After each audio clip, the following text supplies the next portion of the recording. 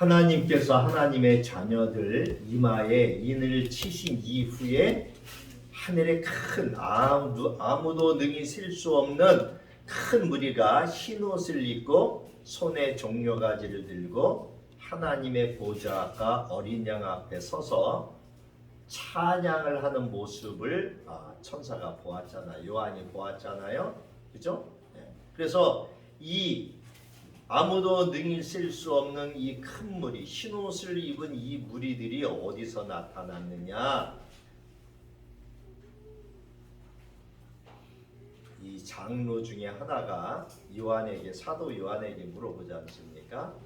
그랬더니 14절에 큰 환난에서 나오는 자들이라고 장로가 이야기를 하죠.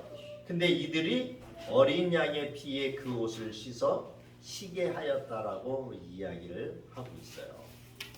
그래서 이들이 이 흰옷을 입은 자들이 이제 영영토록 그 15절, 16절, 17절에 보니까 하나님의 보좌 앞에 있고 이들이 그 하늘의 보좌 성전에서 밤낮 하나님을 섬기고 하나님을 찬양하는 그러한 모습을 요한이 보게 되죠. 자, 지금 7장의 내용은 하늘의 현상이에요. 그죠? 자, 요한계시록을 볼 적에 우리가 크게 기준을 가지고 봐야 될 것은 뭐예요? 하늘과 땅을 대조해 가면서 이야기하고 있다고 그랬어요.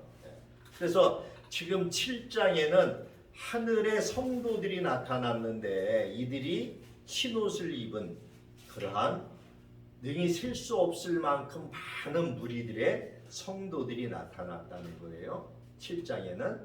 그리고 이들이 하나님의 보좌 앞에서 찬양하고 있다는 거예요. 자, 오늘 8장은 다시 땅으로 내려옵니다.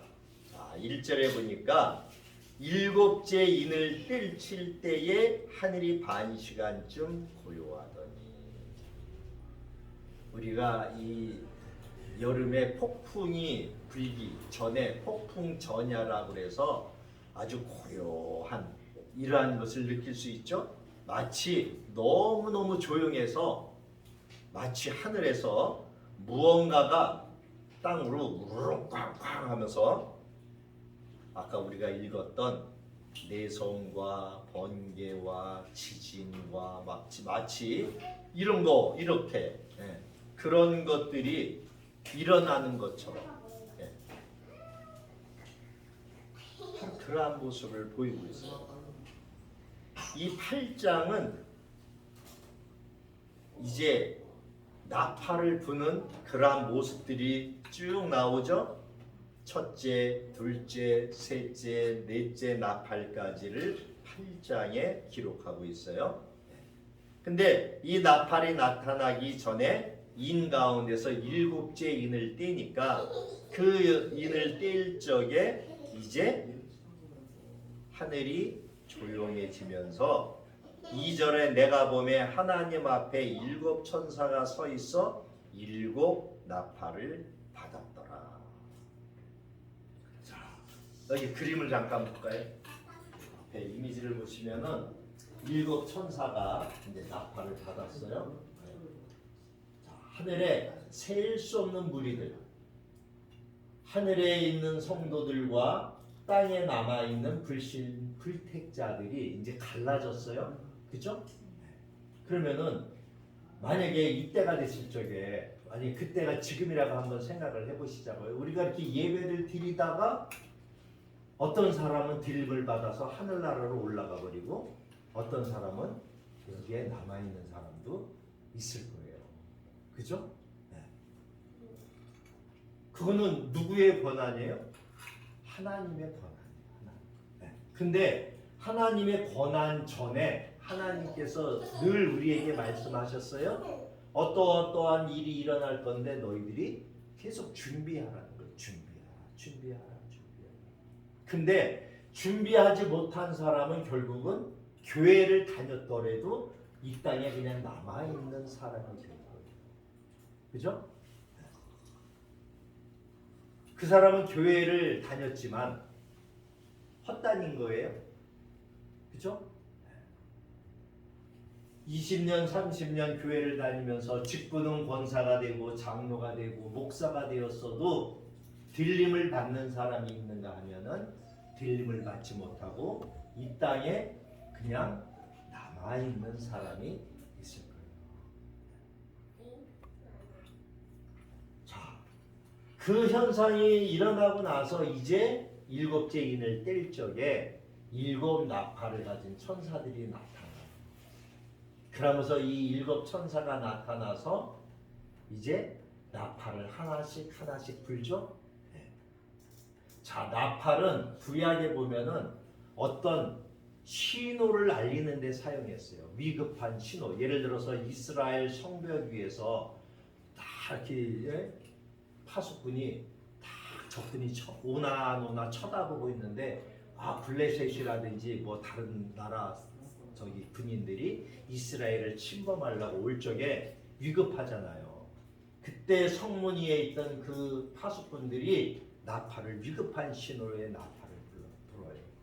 이 구약에 보면은 출애굽할 적에 나팔을 부는 방식에 따라 그것이 위급한 신호를 알리는 것인지 아니면은 자 이제 전부 다 이스라엘 백성들이 광야를 가다가 힘이 들어서 2, 3일 가다가 쉬어서 이제 성막을 피고 또 이 천막을 피고 이렇게 해서 쉬다가 이제 또 출발을 해야 될 거 아니에요?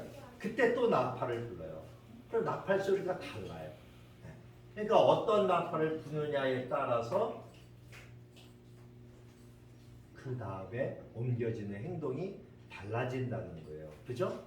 그래서 나팔은 항상 이렇게 위급한 때 불게끔 구약에 보면 돼 있어요. 또 전쟁 또 그 외에 여러 가지를 백성들에게 전체적으로 알려줄 적에 사용을 했어요. 근데 오늘 우리가 읽은 말씀을 보니까 첫째 나팔부터 넷째 나팔까지 8장에 기록되어져 있는데 전분의 3분의 1씩이 다 소멸되는, 타버리는 이러한 파괴가 되는. 자, 여기 한번 잠깐 볼까요? 지금 이 계시록에서 재앙은 여기 나타나 있는 것처럼 777이라고 이야기해요. 일곱 인에 대한 재앙이 있고 나팔에 대한 재앙이 있고 대접에 대한 재앙이 있어요. 그래서 우리가 일곱 인의 제일 처음에 흰말, 붉은말, 검은말, 청황색말 이렇게 나왔죠. 그 말이 말탄자가 나타나서 그러한 상황들을 알려주고 또 그러한 상황들이 일어나고 예수님께서 마태복음 24장에 이제 하늘나라로 올라가시기 전에 제자들과 이스라엘 예루살렘 성을 바라보면서 마지막 때에서 증거하셨잖아요. 예언하셨잖아요. 그 예언의 사건들이 지금 이 땅에 계속 이루어져 가고 있어요. 그러면서 다섯 번째는 순교자들, 즉 하나님의 복음을 전하다가 돌아가신 분들의 호소 이런 것들이 나오고 그 다음에 여섯 번째에 천지의 어떤 이상 징후들, 우주의 이상 징후들이 나타나고 이러한 환란 가운데 우리들은 지금 현재 살아가고 있죠? 지금 현재 우리가 살아가고 있는 거예요. 그죠? 일곱째 천사가 이제 일곱째 인을 떼면서 이제 일곱 천사의 나팔 재앙을 예비를 해요. 근데 우리가 주의해야 될 것은 뭐냐 하면은 이 인은 누가 떼었냐 하면은 예수님이, 어린 양이신 예수님이 직접 인을 떼셨다는 거예요. 근데 이제 이 재앙이 직접적으로 이 땅에 떨어지는 재앙은 누가 하느냐? 그 형벌 수단이 천사에게 넘어갔어요.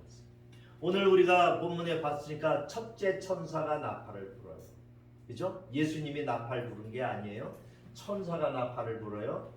또 나중에 이제 계시록 11장부터 대접의 재앙이 나올 적에도 천사가 대접을 갖다가 땅에다 부어요.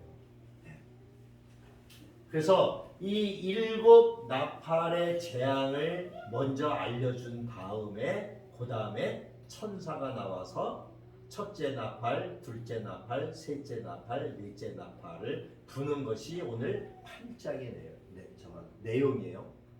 첫째 나팔을 불 적에 보니까 지상의 3분의 1이 화재가 일어났다라고 기록되어져 있고, 그 다음에 둘째 나팔을 불 적에는 바다의 재난이, 바다의 3분의 1, 그 다음에 셋째 나팔을 불 적에 강과 샘, 우리가 먹는 물이죠.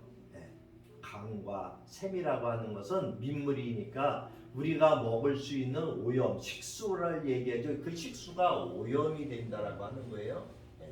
그리고 넷째 나팔을 불 적에는 천체의 어떤 징조들